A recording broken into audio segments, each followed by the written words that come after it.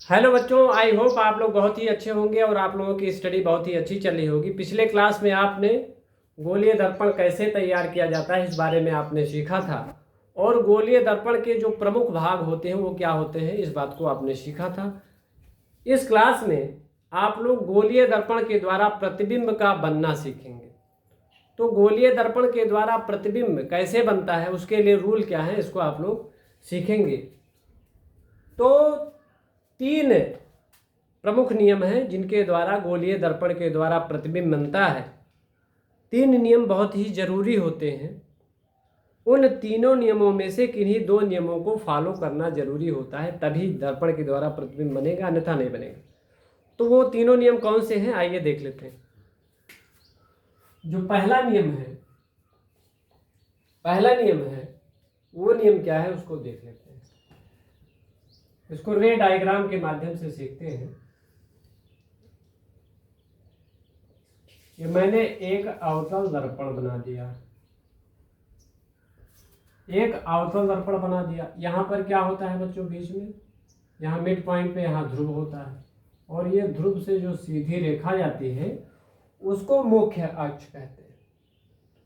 और यहाँ पर एक पॉइंट होता है, यहाँ से ऐसे कुछ दूरी पर ये आपका होता है फोकस पॉइंट, और यहाँ पर ये होता है वक्रता केंद्र।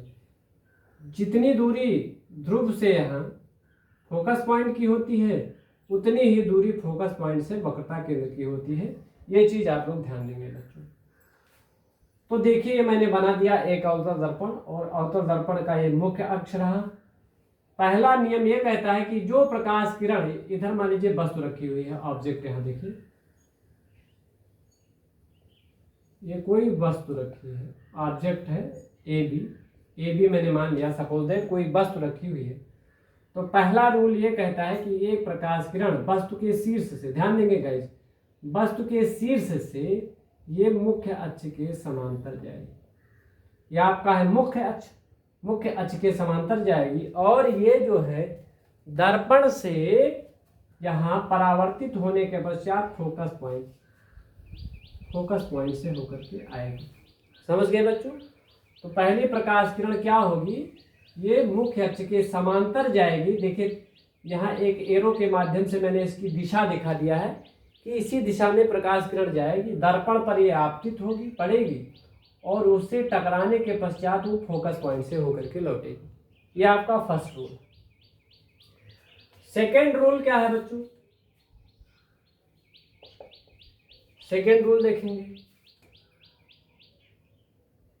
फिर से एक बार मैं रेड डायग्राम बनाता हूं, उसके माध्यम से आपको समझाऊंगा। इसमें मैंने एक अवतल दर्पण बना दिया और एक उसका मुख्य अक्ष बना दिया। यहाँ पर ये फोकस पॉइंट हो गया, और ये सेंटर ऑफ कर्वेचर वक्रता त्रिज्या हो गया, और ये इसका जो है ये ध्रुव हो गया, ये जो है पोल हो गया। अब जो दूसरा वाला नियम है वो क्या कहता है बच्चों? दूसरा नियम कहता है कि जो प्रकाश किरण, मान लीजिए यहाँ पर कोई वस्तु रखी है, ये वस्तु है, ए भी वस्तु है, तो जो प्रकाश किरण वक्रता केंद्र से होकर के जाती है वो पुनः उसी रास्ते पर होकर के लौट आती है। वक्रता केंद्र की ये विशेषता होती है कि जो प्रकाश किरण इससे जाएगी वक्रता केंद्र से, वो फिर उसी रास्ते पर लौट आएगी। तो दूसरा वाला रूल ये है। और यहाँ पर थर्ड रूल क्या है बच्चों? तीसरा वाला नियम, इसको भी रे डायग्राम के माध्यम से सीखते हैं हम लोग। यहाँ पर ये आपका क्या हो गया, ये मुख्य अक्ष हो गया, ये आपका क्या हो गया, ये पोल हो गया। यहाँ पर क्या है, ये है फोकस पॉइंट, ये आपका क्या है, ये है सेंटर ऑफ कर्वेचर, वक्रता त्रिज्या है। तो तीसरा नियम ये कहता है, फर्स्ट वाले का अपोजिट है थर्ड। तीसरा वाला नियम ये कहता है कि जो प्रकाश किरण फोकस से होकर के जाएगी, ये फोकस पॉइंट, जो प्रकाश किरण फोकस से होकर के जाएगी, तो फोकस से जाने के बाद दर्पण से जब ये वापस आएगी, टकराएगी, तो ये मुख्य अक्ष के जो है समांतर हो जाएगी। इस मुख्य अक्ष के ये क्या हो जाएगी, समांतर हो जाएगी, इसके पैरेलल हो जाएगी। तो थर्ड रूल ये आपका कहता है कि जो प्रकाश किरण यहाँ फोकस पॉइंट से होकर के जाएगी वो इस दर्पण से परावर्तित होने के पश्चात इस जो है मुख्य अक्ष के समांतर लौट आएगी। तो फर्स्ट रूल, सेकंड रूल और थर्ड रूल, इन्हीं तीनों नियमों में से जब दर्पण दो नियमों का पालन करेगा तभी प्रतिबिंब बनेगा, अन्यथा स्थिति में नहीं बनेगा। तो दर्पण द्वारा प्रतिबिंब बनने के लिए दो नियमों का फॉलो होना जरूरी है।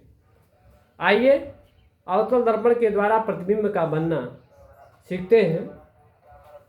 तो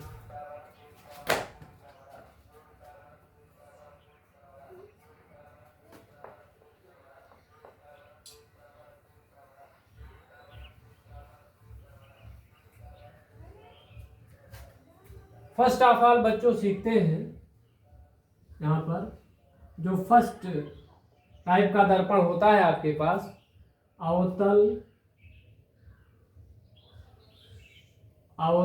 दर्पण, जिसको कॉनकेव मिरर बोलते हैं। अवतल दर्पण द्वारा प्रतिबिंब का बनना। अवतल दर्पण द्वारा प्रतिबिंब का बनना बच्चों आपको बताते हैं। तो अवतल दर्पण के द्वारा जो प्रतिबिंब बनता है वो अलग अलग स्थितियों में बनता है। जब वस्तु को अलग अलग जगह पर रखा जाता है तो प्रतिबिंब हमको अलग अलग जगह पर प्राप्त होता है। तो कौन कौन से कंडीशन है आइए देख लेते हैं। जो पहला कंडीशन है वो है जब वस्तु अनंत पर रखी हो। गाइस पहला कंडीशन है कि जब वस्तु अनंत पर रखी हो, इनफाइनाइट पर रखी हो। तो जब वस्तु अनंत पर रखी हो, तो जब वस्तु अनंत पर रखी होगी तो प्रतिबिंब कैसे बनेगा आइए रे डायग्राम के माध्यम से देखते हैं। सपोज दैट मेरे पास ये अवतल दर्पण हो गया, ये अवतल दर्पण हो गया, ये इसका जो है यहाँ पर ये मुख्य अक्ष बना दिया मैंने, ये इसका ध्रुव है। और सपोज दैट यहाँ पर एक ऑब्जेक्ट ऐसे रखी हुई है, ये ए बी कोई वस्तु रखी हुई है, इस अवतल दर्पण के मुख्य अक्ष पर रखी हुई है। तो होगा क्या बच्चों, और यहाँ पर देखिए, यहाँ पर एक होगा ये आपका हो जाएगा फोकस पॉइंट और ये हो जाएगा वक्रता केंद्र। तो इमेज फॉर्मेशन कैसे होगा इसके द्वारा बच्चों, एक प्रकाश किरण, ये वस्तु है हमारे पास, ये वस्तु है, ऑब्जेक्ट है, वस्तु है अर्थात ये ऑब्जेक्ट है। तो एक प्रकाश किरण क्या होगा, ये मुख्य अक्ष के समांतर चलेगी ऊपर से। ये देखिए, ये वस्तु के शीर्ष से ये मुख्य अक्ष है, मुख्य अक्ष के समांतर मतलब सीधे एकदम गई। और ये दर्पण से परावर्तित जब होगी तो ये फोकस पॉइंट से लौटेगी, ये फोकस से लौटेगी। दूसरी प्रकाश किरण क्या होगी बच्चों, वो भी ऐसे नीचे से चलेगी।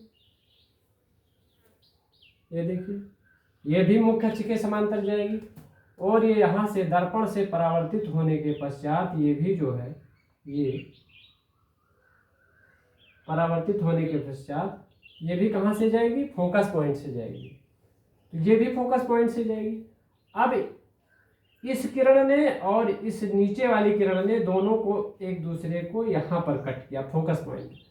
तो ये जो फोकस पॉइंट है यहीं पर वस्तु का प्रतिबिंब बनेगा। अब इस प्रतिबिंब की प्रकृति क्या होगी, नेचर क्या होगा। दरअसल ये किरणें वास्तव में मिल रही हैं, ऊपर वाली किरण आ रही है और ये नीचे वाली किरण जा रही है। ये दोनों किरणें मुख्य अक्ष पर वास्तव में एक दूसरे से मिल रही हैं, एक दूसरे को कट कर रही हैं। तो इसलिए जो